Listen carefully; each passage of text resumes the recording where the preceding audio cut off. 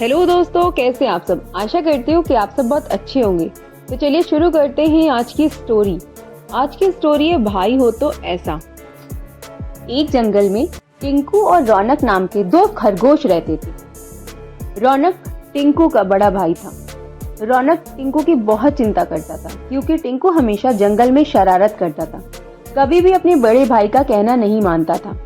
एक दिन की बात है, जंगल में तेज बारिश हो रही थी। टिंकू हमेशा की तरह खेलने के लिए निकल रहा था कि तभी उसके बड़े भाई रौनक ने उसकी तरफ देखते हुए कहा, टिंकू खेलने मत जाओ, सुबह से बारिश हो रही है जो अभी तक रुकी नहीं है। मुझे डर है कि जंगल में कहीं बाढ़ ना आ जाए। टिंकू बोला, अरे भैया बस कुछ ही देर की बात है, मैं खेल कर आ जाऊंगा। तभी रौनक बोला, अरे टिंकू तुम बहुत छोटे हो, इसी वजह से मुझे तुम्हारी चिंता होती है। माता पिता के बाद अब परिवार में केवल तुम ही तो हो मेरे। जब तुम बड़े हो जाना तब तुम जितनी मर्जी चाहे उतनी देर बाहर खेलना, मैं तुम्हें मना नहीं करूंगा। तब टिंकू ने बोला, ओ रौनक अब इमोशनल बातें करके मुझे परेशान मत करो। तब रौनक ने कहा, देखो टिंकू मैं तुम्हारा बड़ा भाई हूँ, मेरी बात तुम्हें माननी चाहिए। तब टिंकू ने बोला, हाँ हाँ बड़े भाई हो ना, बड़े भाई की तरह रहो, मेरे पिता बनने की कोशिश ना करो। रौनक ने टिंकू को समझाने की बहुत कोशिश की मगर टिंकू नहीं माना और अपनी आदत के मुताबिक अपने घर से निकल गया। टिंकू सीधा अपने दोस्त मोहन हाथी के पास पहुंचा। मोहन हाथी बहुत छोटा हाथी था। टिंकू की मोहन से बहुत गहरी दोस्ती थी। टिंकू ने मोहन हाथी से कहा, चलो इस बारिश का मजा लेते हैं। तब मोहन हाथी ने कहा, नहीं टिंकू तुम्हें घर पे रहना चाहिए, मुझे मेरे माता पिता ने आज घर से निकलने को मना किया है क्योंकि बारिश सुबह से हो रही है। उनका कहना है कि अगर ऐसी ही बारिश होती रही तो कहीं जंगल में बाढ़ ना आ जाए, इसीलिए हमें अपने परिवार के साथ ही रहना चाहिए। टिंकू बोला, तुम ये क्या बात कर रहे हो, मेरा बड़ा भाई भी कुछ इसी तरीके की बात कर रहा था। तब मोहन बोला, तुम्हें अपने बड़े भाई का कहना मानना चाहिए। टिंकू बोला, अगर तुम्हें खेलना नहीं है तो मना कर दो, पर मेरे बड़े भाई की तरफदारी मत करना।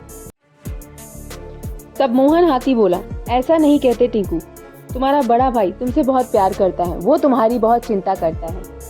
मुझे माफ करना, मैं आज तुम्हारे साथ खेलने नहीं जा सकता। मोहन की बातें सुनकर टिंकू क्रोधित हो गया और वह गुस्से से मोहन से बोला, मैं खुद ही अकेले ही खेल लूंगा, पर मैं किसी कीमत पर अपने बड़े भाई की बात नहीं मानूंगा। इतना बोलकर टिंकू वहां से चला गया। अकेले खेलते खेलते टिंकू जंगल से काफी दूर चला गया था कि तभी बारिश बहुत तेज से होने लगी। टिंकू तेज बारिश की बूंदों को देखकर काफी घबरा गया था। तभी टिंकू को जंगल से बहुत सारे जानवर भागते हुए दिखाई दिए। उन सभी जंगली जानवर को देखकर टिंकू बुरी तरह घबरा गया था। टिंकू दौड़ता हुआ भालू के पास पहुंच गया और बोला, क्या हुआ भालू, जंगल के सब लोग कहाँ जा रहे हैं।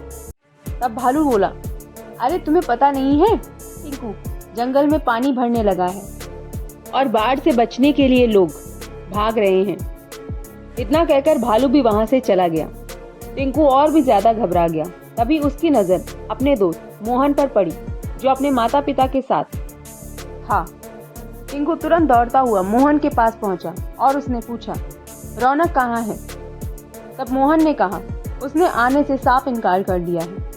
मोहन की बातें सुनकर टिंकू के माथे पर चिंता की लकीरें झलकने लगी। टिंकू रात से सुबह तक रौनक का इंतजार करता रहा मगर रौनक नहीं आया। अगले दिन बारिश रुकी तो सभी जानवर अपने अपने घर पे चले गए।